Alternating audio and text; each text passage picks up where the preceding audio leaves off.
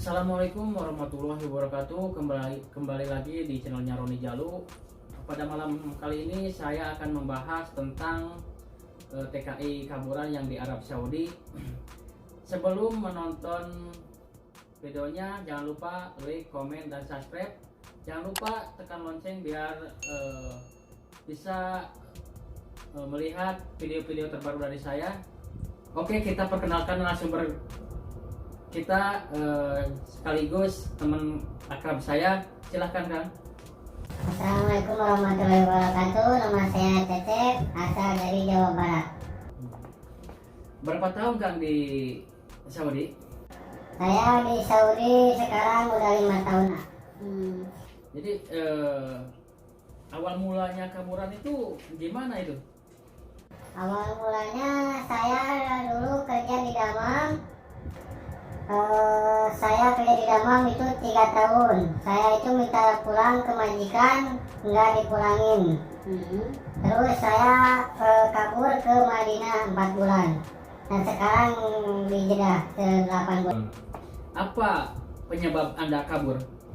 Penyebab kabur yang pertama itu majikannya rewel, yang kedua itu tidak sesuai sama PK. Kalau kemarin saya waktu di PT di Jakarta itu di PK itu gaji 1.500, kontrak 2 tahun. Nyampe ke Saudi ke Damam gaji 1.200, kontrak udah 3 tahun dari pulangin. Gimana tuh rasanya jadi TKI Kaburan tuh? Ya rasanya itu jadi TKI Kaburan itu ya campur aduk lah. Campur aduk gimana? Suka dukanya gitu banyak gitu ya? Nah, kalau suka dukanya banyak sekali itu di Kaburan. Sukanya apa, dukanya apa? Coba ceritakan. Saya pengen tahu pengalaman Anda ini. Kalau sukanya itu, kalau Kaburan itu enak. Enaknya itu jadi jadi kerja itu nggak terbebani, gaji itu bisa menawar gitu, menawar di tanah itu apa itipak. Misalkan di sana di Damam 1.300, kalau udah Kaburan itu bisa minta 2.000, bisa 2.300, minta 1.800 gitu. Soalnya kan majikan yang sekarang itu nggak bayar igoma, nggak bayar apa gitu. Jadi langsung itipak ya? Ya langsung itipak. Memang nggak takut gitu jadi TKI Kaburan, sedangkan kan TKI Kaburan tuh apalagi Arab Saudi ketat gitu kan peraturannya, dengan hukum-hukumnya. Emang sampean tuh nggak takut gitu? Ya awal-awalnya sih takut, cuma gimana lagi, kalau yang penting niat kitanya udah bulat ya insya Allah lah gitu. Asal kita di jalan yang benar aja ya, insya Allah ya. Kalau Kaburan itu kalau dukanya itu ya gitulah, kalau udah jadi hati itu nggak tenang gitu, apalagi kalau udah lihat sama kalau lihat ada polisi gitu, jadi nggak tenang, nggak tentrem gitu hati itu, was-was. Terus jadi TKI Kaburan tuh gampang nggak cari pekerjaan itu? Ya dibilang gampang sih susah. Kalau TKI Kaburan itu ya kalau kitanya alhamdulillah lah ada gitu, itu juga yang butuhin gitu. Soalnya kan kalau orang Saudi nggak mau ribet gitu, soalnya kita yang orang Saudi kalau nebus ngasih visa ke Indonesia itu mahal gitu.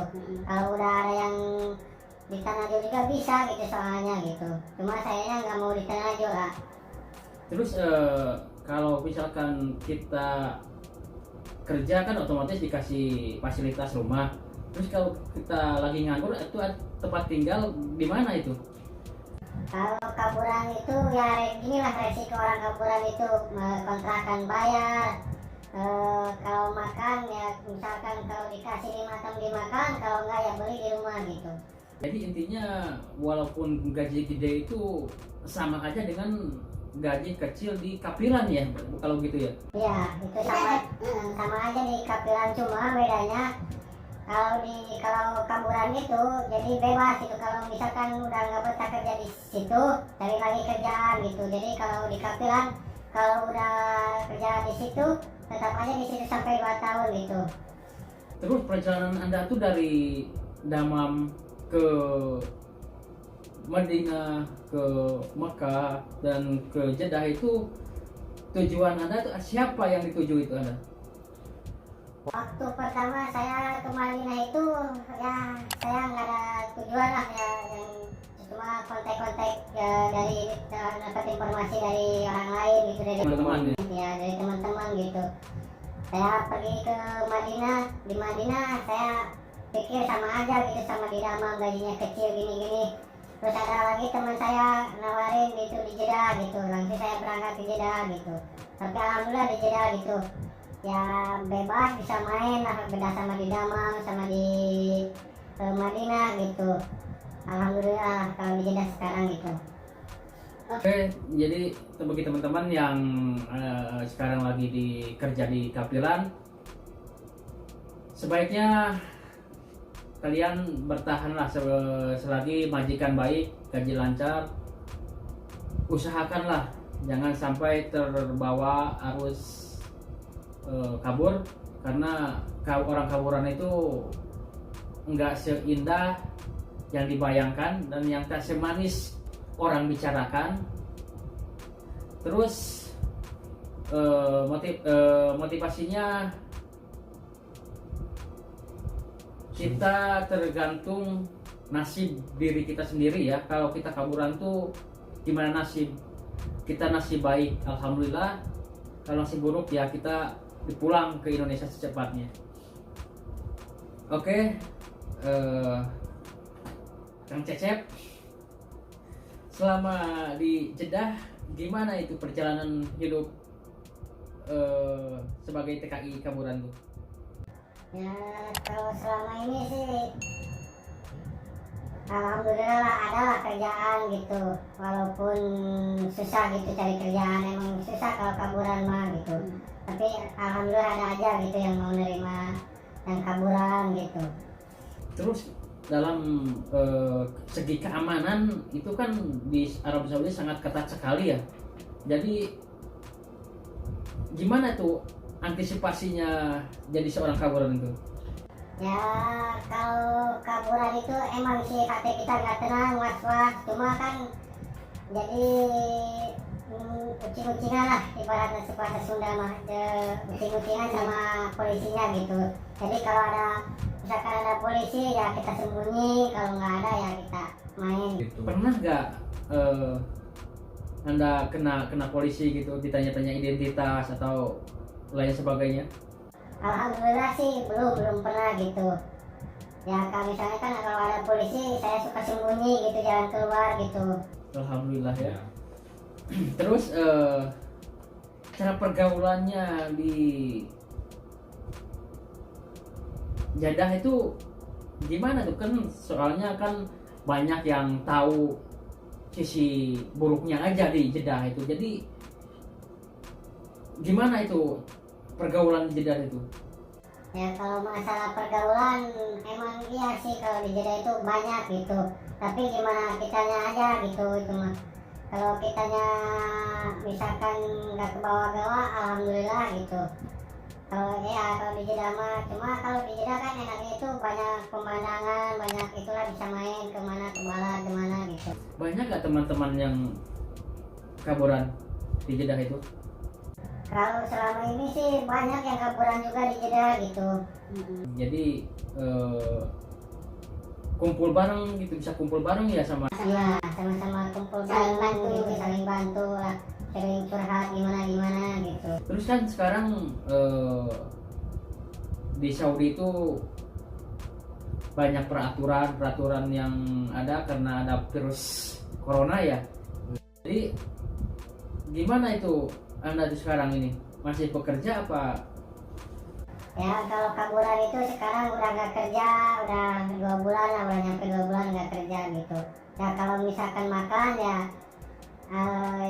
kadang dikasih, kadang minjem sama teman-teman gitu. Saling membantu. Saling membantu ya. Oke Kang, jadi intinya bagi teman-teman ya yang masih dalam bekerja di kapilan, sebaiknya itu pesan kepada teman-teman, sebaiknya aja kalau misalkan dapat, ya kata Asya tadi, kalau dapat majikan yang baik, kalau gaji lancar, mending jangan kabur. soalnya kalau kaburan gimana nasib kitanya gitu. Suka dukanya itu berat ya. Ya suka dukanya pastilah berat gitu, soalnya kalau jadi orang kaburan gitu. Tapi kan nggak selamanya orang kaburan itu nggak benar. Banyak orang yang nilai itu orang kaburan itu nggak pada benar gitu. Padahal nggak semuanya orang kaburan itu nggak benar gitu.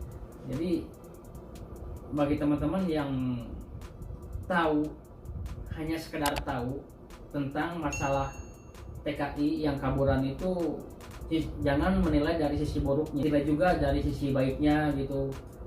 Janganlah dari katanya gitu. Jadi selama kerja di Saudi itu ada pembekalan apa di sini? Misalkan ke Arab Saudi itu bisa menunaikan umroh gitu ya. Ya alhamdulillah bisa umroh, bisa hajian gitu. Jadi sisi baiknya itu ya kita di sini tuh jadi seorang kaburan tuh bebas, kita tuh mau melaksanakan umroh itu tergantung kita niatnya. Kalau bisa beda dengan dari kafiran kan otomatis banyak peraturan-peraturan tertentu. Jadi kita sisi baiknya itu ada hikmahnya di balik semuanya ya. Bisa menjalankan umroh, hajian, alhamdulillah itulah sisi baik. Jadi para netizen yang suka menilai orang kaburan itu buruk, janganlah semena-mena mencemoohkan TKI yang kaburan. Belum tentu yang kaburan tuh buruk semua ya. Juga tilailah yang sisi baiknya itu, tilailah sisi baiknya, dan janganlah sekali-kali mencela. Kita di sini intinya berjuang buat keluarga kita, melarikan diri dari majikan itu bukan semata-mata ingin kebebasan, bukan ingin kenikmatan, karena ada problem-problem yang terganjal di dalam kehidupan seorang TKI ya. Oke, kan kita lanjutkan. Rencananya pulang itu gimana kan? Sedangkan kan yang kaburan itu katanya susah untuk pulang. Coba kasih penjelasan yang sejujur-jujurnya. Ya kalau rencana pulang gimana nasib kitanya lah. Kalau misalkan kita ketangkap polisi ya pulang gitulah. Ya misalkan nggak ketangkap polisi ya alhamdulillah masih kerja gitu. Jadi kalau kaburan itu mikirnya itu jadi buat apa pulang, jadi sekalian aja, soalnya kan udah nanti kalau udah pulang ke Indo nggak bisa lagi 5 tahun ke Saudi, beda sama kafiran gitu. Kalau kafiran kan bisa cuti, bisa apa gitu. Kalau udah kaburan itu kalau udah ketangkap polisi udah dipulangin ke Indo, nggak bisa balik lagi ke Saudi gitu. Artinya kalau kita menanamkan kebaikan, insya Allah kita akan ada jalan yang baik juga. Sebaliknya kalau kita niatnya ingin hura-hura dan ingin hiburan semata, pasti ada celakanya. Itu aja kesan-kesan dari saya ya. Oke Kang, terima kasih bincang-bincangnya.